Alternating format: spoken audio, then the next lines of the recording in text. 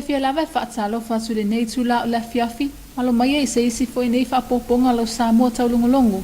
Mo le nei afi. O le ato moati a tatou tala. O lo whaanga solo le isi vaenga polo ketia le malo i a pani. Ma le asosi o lo pule a ina o tauta tue whaafou. E ala i le tue whaamalosia o le tue whaanga ina o tauta una. E pei o na ngā lulue whaatasi ai mal matanga luenga o puna oa whale nā tura mara si o manga. Whaapea le porkalame whaitūlangi al Pasifika. O se vaenga le nei, mai alea whana na e se koni. O lo oa mata whaanga so nei le isi vaenga o polo keti. Peo na ngā lulue e li fisosoania le malo i a pani. Ma le asosio lo lato whaatonu tonu ina o tauta toe whaonga ina. Wale una ia leo le toe whaafou ma toe whaonga. O tauta la fwa ia mei se lava i o tauta una. O lea polo keti o lo umawhai o na fisosoani ai. Le matanga luenga o puna o whaane nātura ma le si o manga. Whaapea le fisosoania le polo kalame whaai tūlangi le Pasifika. Le SPREP. I se pepo whaamatalanga i peo no whaasala lau i nei lungo ala whaasala lau i upenga ta whainangi. Ale ofiso i Apani i Samoa nei. O lo owa ta awai nisi o masini fōu sa awina mai i Apani. I le tausanga o mawai. Wale whaonga ina mo le whaatino ina o le nei polo keti. O nei masini au fia ni masini mo le toe whausia ina o nisi o loa mai o tautauna ua la fwai. O le masino i ulai o le tausanga nei. Na amata whaanga solo ma whaata o toai le nei polo keti. E peo na o mai le taimi nei, lo o whaanga solo pea. O le manata mawalunga le nei polo keti na ia mawhai o na toe whaonga aina o tautauna ua la fwai. E toe whausia i nisi o loa fōu. E meisi o le whaititi ai o le o tauta la fwai, lo afi ai le siusio manga. O le waaima mao le polo keti, ina ia le ngata e whaalau tele le sila fia o tangata le nei whainga. E ia mawhai fo na awina mai nisi masini, ia lava, a wale manui o le polo keti mo le anga i atu ne numanai. Le whana nei se koni molo Samoa Taulogologo. Mai nisi o tatou tala, o ngā luenga ale tu o manga mo e puapua ngā tia, o lo whaatino i tu e nuu mafio anga, e ala ia wa o ngā mawhaatala noanga o lo o ngā lulue whaatasi ai. Ma le whaalapas posonga mo polo kalame whasosoani mo awa o ngā ale whanau, a ma lo au whaatasi po le UNICEF. Le whana nei se kone o se tatou report. O nehi a o ngā whaapitolo o whaanga solo i tuere to manga o se whainga paanga. Ma le polo kalame fisosoani mo o ngā le whanau a malo o whaatasi po o le UNICEF. Peo na iei Samoa se sui mai le whaana potonga mo polo kalame mo o ngā le whanau a malo o whaatasi. E moli mawina maasi e ina le whaanga solonga o nei polo kalame i tutonu si o tatou watu nuu. Sa whaatau taia le nei asi singa ni nuu whirwhilia o ilalo le nei polo kalame wha solo le to o manga. Lea sa asia iai le afio anga lo tua nuu. O le aunga ma le wha moe moe ma walunga nei polo kalame. E mo le wale o whanau ma mātua na ia sa ili o awala. E alo fia ile sa waino whanau a ia fe malamala ma ile vana no whai o mātua ma whanau. Ia sa ili a awala e wawala la taile mafutanga. Ma ia whai ngofia no fe whaasoa i mata o polo o mawhati ai, ma maua ai fe te na inga. Ma le isi vaenga tāua, o le isi sa wanga wa tele na awhia i whanau le whaangaina lea o wala whaateke na losi. E mo moli ai la fonga e whaalumaluma ai nisi ma awhia i langona. Le nei polo kalame mo le una ia o awala e pui ai whanau ma ne sa waina. O se whainga pa anga le to manga mo e popo ngā tia. Ma le whaana potopotonga o polo kalame whasoasoani mo a o ngā whanau. A malo au whaatasi e le fou na amata mai le loa fesun ma le lima. Ma o awhio anga la nei o lo o awhia i le nei polo kalame. Mo le tausanga luafe lua sun matasi luafe lua se fulu ma le lua. Toa mua, fasi to ota, whangalii, lua toa nuu, solo si umu masamalai ului savai. Le whana nei se koni molo Samoa Taulogologo. Sa whatau taia e le whaamalu mo whalapasposonga tu ma oti o Samoa, nisi o awa onga mo sui au wai o whalapasposonga tu ma oti o Samoa, i le whai ungal vai aso, e pei o na whamae aina ai whaatasi ai, ma le whaela wiloa ina o nisi o tusi pasita waloa, o se wa ainga le nei i le reports. Sa whatau taia e le whaamalu mo whalapasposonga tu ma oti o Samoa, nisi o awa onga mo sui au wai o whalapasposonga tu ma oti o Samoa, i le whai unga o le vai aso e pei o na whamae aina ai, whaatasi ai ma le tau au ina atu o nisi o tusi pasita waloa, o nei awa onga sa whanga soroina, e mona o sui a wai mai whalapasposonga tu ma oti o Samoa, i le toa lima se fulu whao i lantou sa a wai mai le se fulu lima whalapasposonga ese, Tasile sui mai tausi mawaianga whaasasi ai masui etu aiva, mai whanapusonga whaavai inu umawhiu anga sa awai, ina ua mai alea ua onga, na whawhetaia i lātou na whamanueina i neia manoa le whaamalu mo whalapatpatonga tuma o tia Samoa, ona o nei whamanuianga wa lātou maua, a wale ati ina e ina wa lātou lava ia whalapatpatonga mo se manuia lautele, ma le whalautele ina o le tō mai ma leiloa, o nei awa onga mo nei whalapatpatonga sa awai, o le awhiso soani i le langolangoina o nisi o whaamuamua ale malo, ma le ati ina e ina o le tamau ainga i tu ese. Na whawhetaia e sui sa awai le whalapatpatonga, mo le whaatinoina o nei awa onga, ma o se tu ta awa tele ilo lātou wola atinai, wale ngata i le sanga whaalawa tele inai o le tau mai ma leiloa, ai o le afsosoani foia i lātou i le atina ino a lātou whalapatpatonga, e ala i le whaasoa atu lea o tau mai o lātou maua i nei awa onga. I le mai ai o nei awa onga, wa mautino ai le tele o le mawhai sui na awai o na whausia ni fuafuanga mo awa onga le Komiti Faatonu malama atili ai i le luluina ma le whaatinonga o fuafuanga whaatatatia. Awale atina eina o ala tau whalapatpatonga i se tu ma walunga awase manuia. Na whawhetaya fo i whalapatpatonga sui umana awai. Whaatasi ai ma le fsoswani ma le angalelei ale Unia Europa. E ala i porokalami langolango societe le malo o whaatasi ai ma le langolango sua ana paanga i ala tau ngaluenga a whaanga soloina ne ia wa onga lea ua whai uina ma le manuia. Tau telekitiona mo Samoa Taulogologo. I se ripoti mai tālonga, o le vai aso nei o lea o le a whaanga solo ai i tutono o suwai fiti. Le taamilo sanga o le Ipol Oceania, i le tālonga soka whaavao mālo, ma o se taimi mua lea ua tue whaatautai ai le nei taamilo sanga, talu mai le lua afe se fuluiva, ma o lo awai ai le tātou au soka i lea whaamoe. O se vainga le nei i le report. O lo ofa ngā solo nei tutono ai o suwai fiti, le taamilo sanga soka o le ipo le Oceania, e beono wha ngā solo ai, mo nisi o au wha awa maloa le Pasifika, le tasili nei o taamilo sanga wa lewa na taofia, pe tai o lea ua toe amata wha atino le nei vai aso, talu mai le lua afe se funu maleiva, o lo o awai ai fo i lea taamilo sanga le au soka wha awa maloa le tatou watu nuu, wha atasi ma le au mai New Zealand, o Fiti, New Caledonia, Tonga, Vanuatu, ma le awa le asosi soka fiti. O Samoa lo whaatu ulanga mai le vaenga lua le taamino sanga, whaatasi ma le awa Solomona. O Fiti ma New Caledonia, ma o le ulua i taalonga lea sa whaatautaya i le awauni nei, ma le awa Solomona. No se soa i lea ma le taalonga ma le awa Fiti, i le aso atayao. Ai tawa lunga taalonga i pulu ma le awa New Caledonia, i le aso wharaile. Le amatanga le vai aso fau lea wa fuafua e wha mai aina aloa i ai. Le nei taamino sanga i le mai ai o le sailinga siampini, o le ipu mafolafola. Whaatasi ma le sailinga siampini o le ipu au tū. O taalonga o mo le taamino sanga o le awha tautaya le i le malai o le Vodafone i suwai fiti. Le whananai se konimolo Samoa Taulogologo. Ma le a whai sina tatou malolonga pupu o na tueta liu mai lea mo ngana wha Britania. We're going to have some short commercial break, then we'll be back.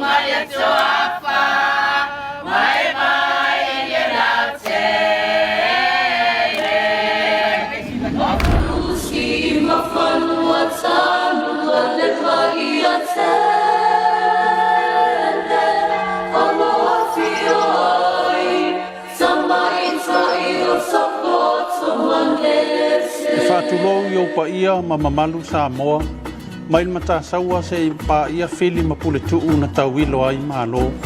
O pa ia whaale tala le lei, pa ia whaale malo ma mamalu whaale anganu. E le aise wawe toi au wawina wha ia i vivia. Awa ua ta oto au se alau. Awa o pa ia ma mamalu mai le mabau e o i le whawapau. E leto e tau wha iloina, wha lupe mua e pei o se unga li i le tua mau. Ai ua te talo atu le nei au lotu e whakasa i lau li. Le susunga i le whawhea ngainga ia pita to le afoa ma le whaletua. Susunga ia oa o fisosoani, a fionga i ti a kono ma le nofo ma ta whale. O le pa ia lava lea i le a fio le sao whaapito ia le niu, a fifio alo le sao ia maposua ma whaamatu. A fio le matua ia tari ulu ma le ainga sa le valasi. Le mamalu ia tui sa mau mai tua le fia. Ua wau maa ona o le mativa, a wā walu mawhale i moana ai tua i le papa le nei e ka le sia. Ua tatalo tuai ma le whaalo alo tele i tama whanau a le nei e ka le sia ma le nuu, ai maise o lupe whaalele ona o le tala le lei. O ta ape msala lau i tu e fia o Samoa ma le lalulangi atoa, o wō fo i mau mea mamae a le nei e ka le sia. O le awhaia le sa ili ngā tupe o le tusinga i ngoa le nei au lotu, i lunga o penga ta whailangi, i le asito o nai, sfurfitu o se tema, lua o, lua, i le maota o le ngā luenga i lauri i lava. Ua iai le tō wha au tasi a le nei au lotu, mo le fia fausia o se maota fōu o le ngā luenga.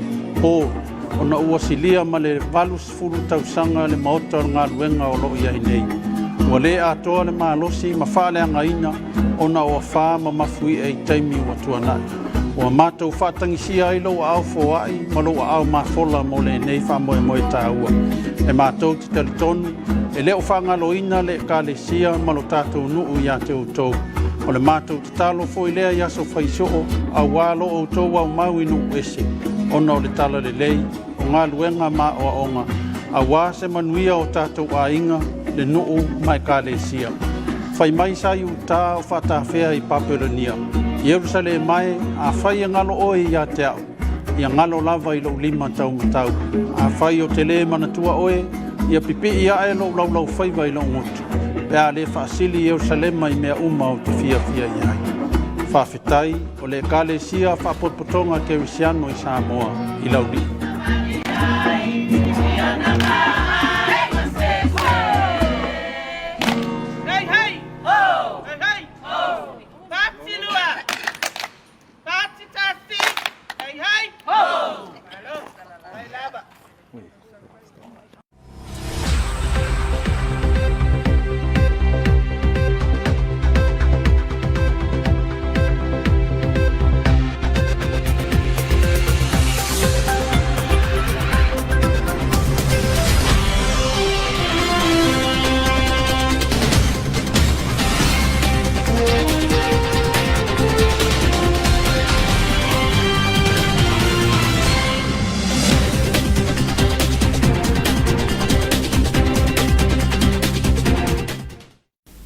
Welcome back to another edition of your TV2 News for tonight. Leading our bulletin, the Japanese Technical Cooperation Project is currently conducting a pilot project with the Samoa Recycling and Waste Management Association to promote plastic recycling in cooperation with the Ministry of Natural Resources and Environment and SPREP. Here's more from Lefana Naisekoni. The Japanese Technical Cooperation Project for Promotion of Regional Initiative on Solid Waste Management Phase 2 is currently conducting a pilot project with the Samoa Recycling and Waste Management Association to promote plastic recycling in cooperation with the Ministry of Natural Resources and Environment and Secretariat of the Pacific Regional Environment Program. According to a press statement issued by JICA's office in Samoa social platform, it stated that a brand new crushing machine and extruder machine imported from Japan to Samoa last year, and both machines have started the operation from July 2022. It also stated that the extruder machine is capable of producing 2 different end products. The first is pellets manufacturing, where pellets are recycled plastic in the form of grains of rice. Pellets are the raw material from the manufacture of all recycled plastic plastic products, so they are shipped to the manufacturing plants and redissolved before being molded into the final plastic product. It is expected that the made in Samoa pallets will be sold to plastic recyclers and buyers at international markets. The project is now looking forward to use these machines to introduce new recycled plastic products to the Samoan markets in the near future. Lefana Sikone for your TV2 News. In other news, the community at Lotuanu'u, which is one of the 7 villages projects for the community prevention program with UNICEF, hosted the observation visit by the UNICEF Pacific Chief. The UNICEF Pacific Chief of Child Protection, Julie Jill, included in her field visit agenda while in Samoa a day to observe the positive discipline and life skills workshops with parents and adolescents. The topic for Model 6 for parents related to responding with positive discipline, which was a perfect wrap-up of 2 years of learning on positive discipline parenting under the Community Prevention Program by UNICEF Pacific and Samoa Victim Support Group. The parents were reminded of the lessons learned from the previous models as they shared on their ongoing progress in building their relationship with their children. The Model 6 for adolescents related to online safety, focusing on cyberbullying and how the adolescents can prevent and respond to bullying that occurs on social media. Self-reflections from the parents on the improvements in their relationship with their children speaks on an informed community. This was evident from the parents being receptive to the messages that were delivered and their responses during the session. On the other hand, adolescents were introduced to online bullying, since most adolescents spend most of their time online and have been spending most of their education online since the lockdown. The topic cyberbullying was discussed. Most of the participants were not familiar with the term cyberbullying, but knew what it is from the social media. Some who did not know were able to understand what it was during the session. The Community Prevention Program for the Protection of Children in Samoa is part of a continuing partnership between SVSG and the UNICEF Pacific since 2015. The 7 communities balloted for the 2021 to 2022 Community Prevention Program. Ato Amua Fasitoota, Whangalii Lotuanu'u, Solo Si Umu and Samalai Ulu in Savai. Lefana Sikone for your TV2 News. The Samoa Umbrella for Non-Government Organizations wrapped up a training last week for participants from non-government organizations based on good governance with a certificate presentation. Here's more on this report. The Samoa Umbrella for Non-Government Organization wrapped up a training last week for participants from non-government organizations based on good governance with a certificate presentation. This training was for non-government organizations, but only 54 recipients from 15 non-governmental organizations, 1 charitable trust, and 9 community-based organizations was in attendance. The participants were grateful for the course because it has helped them to develop their organizations by utilizing skills and knowledge they acquired from the training. At the end of this training activity, all participants can now access their own training need of their government board, develop a plan for board training, undertake and review key documents and processes as a part of the inputs in strategic plan review, as well as understanding the implementations of the strategic planning process. Not only that, but participants of the good governance training praised the significance of the course to ensure that the organization's goals are achieved. Samoan Umbrella for Non-Government Organization management and staff thanked all the trainers who were participated, also the kind assistance of the European Union through the Civil Society Support Program and the support of its partners for their hard work for conducting this successful training. Taulogologo for your TV2 News. Inter-regional FASTO competition returns to Oceania for the first time since 2019. This week, when the OFC FASTO Cup 2022 kicks off in Suva, Fiji, and our national football team is also participating in this tournament. Here's more on this report.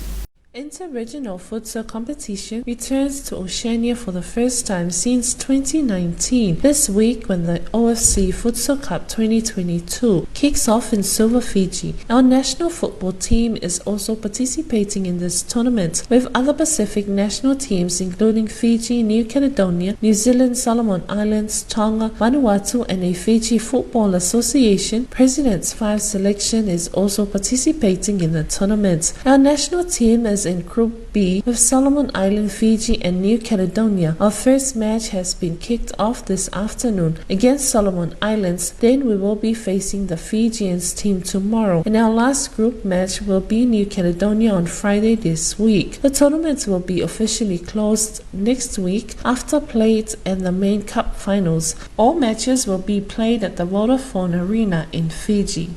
Lefana Naisekone for your TV2 News. And this is the conclusion of your TV2 News for tonight. Special acknowledgements to the Samoa Authority for supporting your TV2 News. Wale fai unga le na lau Samoa Taulogologo le nei tula le fiafi. Paleo ina le angangal faftahi le pulenga suavai, walango ina lau Samoa Taulogologo. Amon via fasausaunga le fiafi, to fasuifu.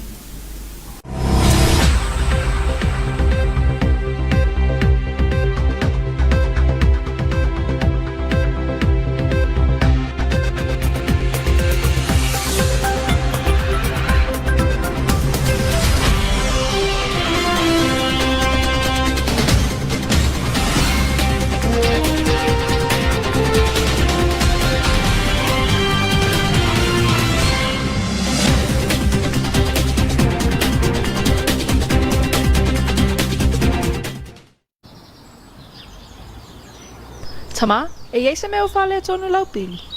Aia, o ke lele on mako pili masingal nge. E ono mafua ona iei ni liki tu tonu lo whanua. Ea? E mawhai ona siaki le whanga aina lea lau mita.